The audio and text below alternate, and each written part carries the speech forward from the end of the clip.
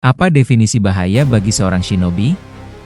Apakah itu misi yang harus masuk ke markas musuh, bertemu monster atau makhluk aneh yang mengerikan, atau malah tempat yang penuh jebakan yang mengancam nyawa?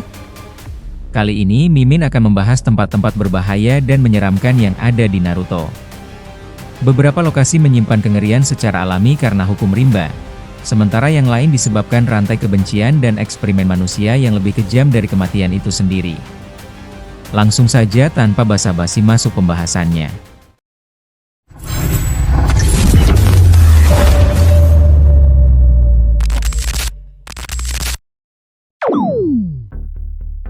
Satu, tempat latihan Konoha atau hutan kematian.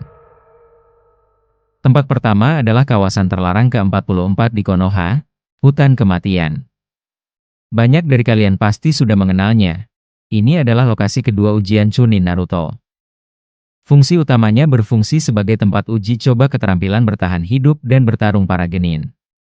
Dikatakan berbahaya karena hutan ini penuh dengan gerombolan predator. Ada yang ukuran raksasa, ada pula yang beracun. Contohnya seperti lintah terbang Konoha. Hewan ini mampu mendeteksi aroma keringat serta panas tubuh, lalu menyerang mangsanya secara bergerombolan. Jika mereka terus menghisap darah selama 5 menit, mangsanya akan mati. Selanjutnya ada ular raksasa. Saat ujian Chunin, Naruto bahkan ditelan bulat-bulat oleh ular itu. Jika hutan kematian berada di tempat latihan ke-44 Konoha, ada lagi tempat latihan 0. Tempat latihan 0 atau distrik tanpa perburuan adalah cagar alam satwa liar untuk hewan langka dan tidak biasa. Tsunade menjelaskan tempat ini dulu juga digunakan untuk ujian Chunin, namun dihentikan saat dia masih kecil dan diubah menjadi cagar alam. Karena itu, ekologinya tidak bisa diprediksi karena telah ditinggalkan. Saat Naruto menjalankan misi menangkap burung unta, Shino menjadi trauma karena serangga yang dia keluarkan tidak kembali. Itu karena serangganya dimakan tumbuhan karnivora yang banyak hidup di hutan itu. Belum lagi ada 4 pasukan ninja hewan yang hidup di hutan itu. Condor, burung unta ninja yang membuat Naruto babak belur. Kanguru dengan kemampuan taijutsu yang mengimbangi Rock Lee. Terenggiling yang membuat Shino trauma memiliki lidah kuat sebagai senjata menyerang. Dari tempat latihan 0 kita beralih ke Akagahara. Sama seperti tempat latihan ke-44 dan tempat latihan 0 Konoha, Akagahara juga menjadi tempat terlarang berbahaya yang siapapun dilarang masuk. Alasannya karena di tempat ini banyak terpasang jebakan. Dan benar saja, saat Naruto membantu Konohamaru mencari 4 daun semanggi merah yang ada di Akagahara, baru masuk melewati pagar, Naruto sudah hampir kehilangan nyawa karena jebakan. Jebakan terus berlanjut hingga ranjau meledak di mana-mana. Namun, bahaya sebenarnya adalah pasukan boneka ninja yang sangat banyak. 2. Tempat persembunyian Orochimaru. Kenapa persembunyian Orochimaru dianggap sebagai salah satu tempat berbahaya? Ada 3 alasan teknis yang membuatnya mematikan. Pertama, struktur bangunannya. Hampir semua markas Orochimaru dibangun di bawah tanah dengan desain labirin yang sangat rumit. Tujuannya sederhana, untuk membingungkan penyusup. Tanpa peta atau kemampuan sensorik yang tinggi, seseorang bisa terjebak di dalam lorong yang sama selama berhari-hari tanpa menemukan jalan keluar. Kedua, jebakan sensorik dan senjata tersembunyi. Jika seseorang yang tidak terdaftar masuk, pintu-pintu batu raksasa akan menutup secara otomatis dan mengunci penyusup di dalam ruangan. Lorong-lorongnya dipenuhi dengan mekanisme jebakan tak terlihat. Jika salah melangkah, jebakan ini akan aktif dan menyerang dari sudut yang sulit dihindari karena ruang gerak yang sempit.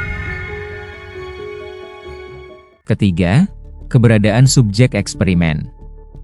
Markas-markas ini bukan hanya tempat tinggal, tapi juga fasilitas penelitian medis terlarang.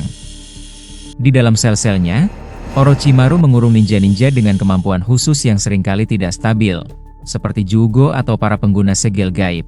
Jika sistem pengunci sel ini gagal atau sengaja dilepaskan, area tersebut akan berubah menjadi zona tempur yang sangat berisiko bagi siapapun yang ada di sana. Beberapa tempat persembunyian Orochimaru yang terkenal, bekas markas besar Otogakure setidaknya sampai ujian Chunin. Tempat persembunyian ini dibangun di bawah pohon. Disinilah Orochimaru kembali setelah Hiruzen menyegel tangannya. Tempat persembunyian Kusagakure terletak di suatu tempat di Kusagakure.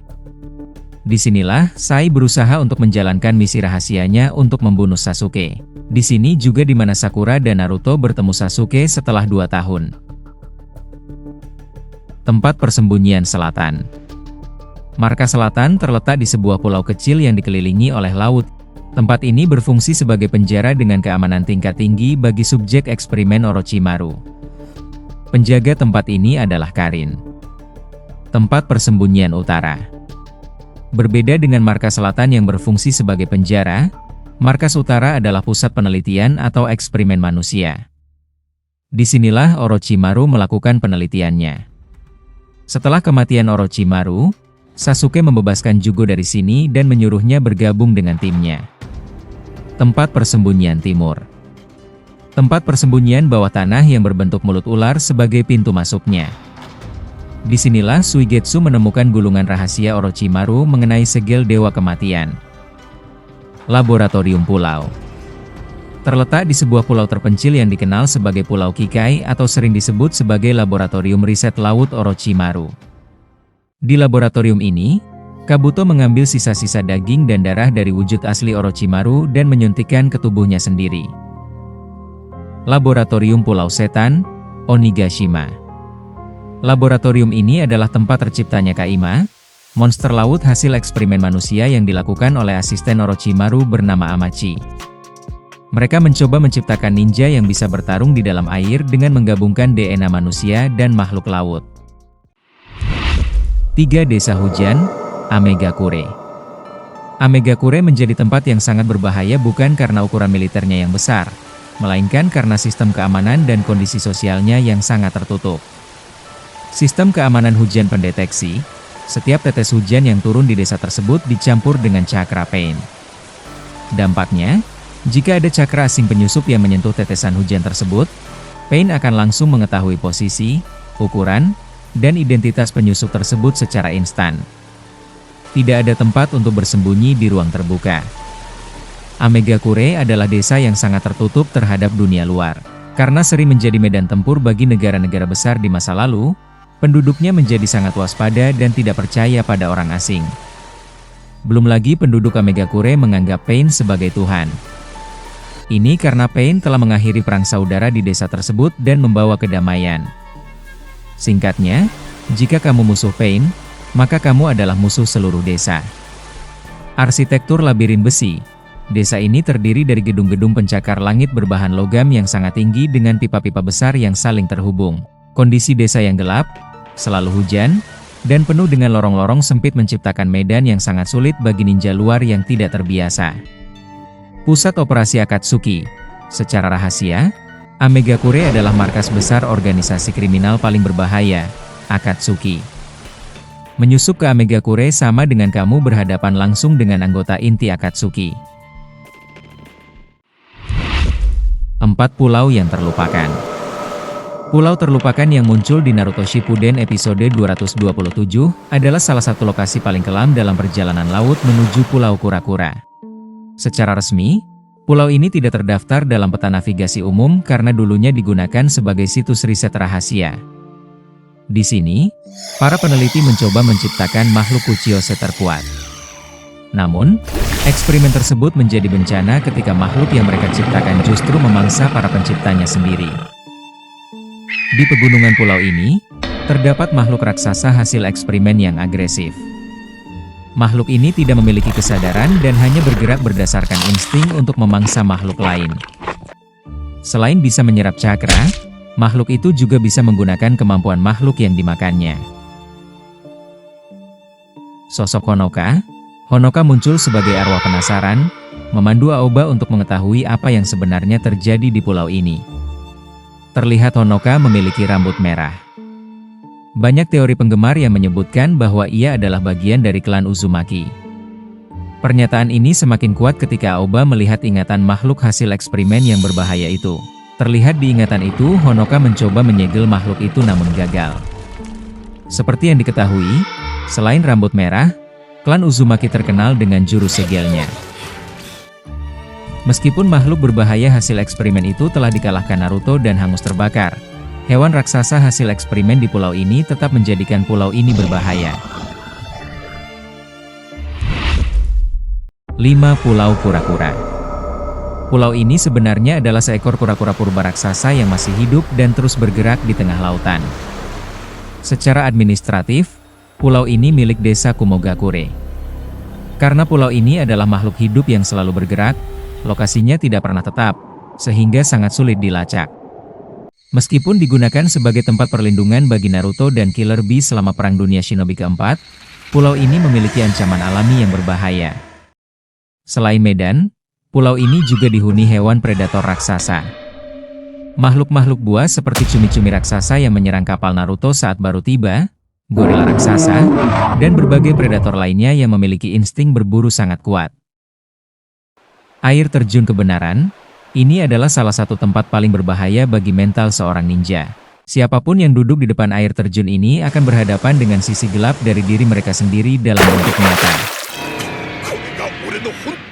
Jika seseorang tidak bisa mengalahkan atau menerima sisi gelapnya, mereka bisa mengalami gangguan mental atau bahkan kehilangan jati diri karena dilahap kebenciannya sendiri.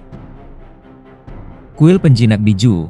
Di dalam pulau terdapat ruangan rahasia yang digunakan untuk melatih Jinchuriki. Tempat ini berbahaya karena Naruto pernah kehilangan kepalanya di sini. Jika seorang Jinchuriki gagal mengendalikan cakra bijunya, ruangan ini akan menjadi medan tempur yang sangat sempit dan mematikan, di mana risiko kehilangan nyawa sangat besar. 6. Lembah Penghakiman.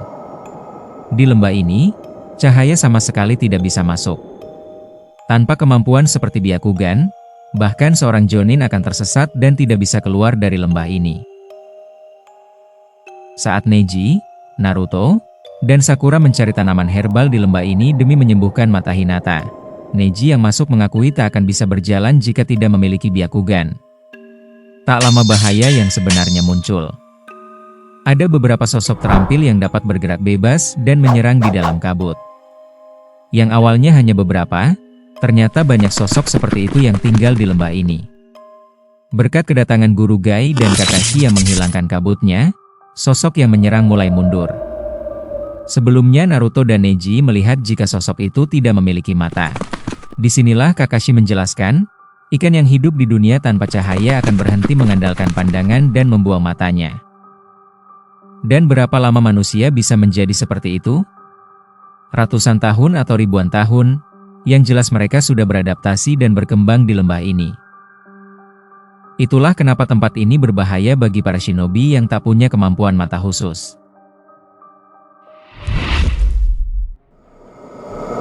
7. Kastil Hozuki. Kastil Hozuki atau yang lebih dikenal sebagai penjara berdarah, adalah kastil besar yang dikendalikan Kusagakure sebagai fasilitas penahanan kriminal. Alasan mengapa Kastil Hozuki dianggap sebagai tempat yang berbahaya dan mengerikan. Tahanan yang ditahan di Kastil Hozuki dimaksudkan untuk tetap berada di sana sampai mereka meninggal. Hanya desa yang mengirim mereka ke sana secara resmi yang bisa meminta pembebasan tahanan.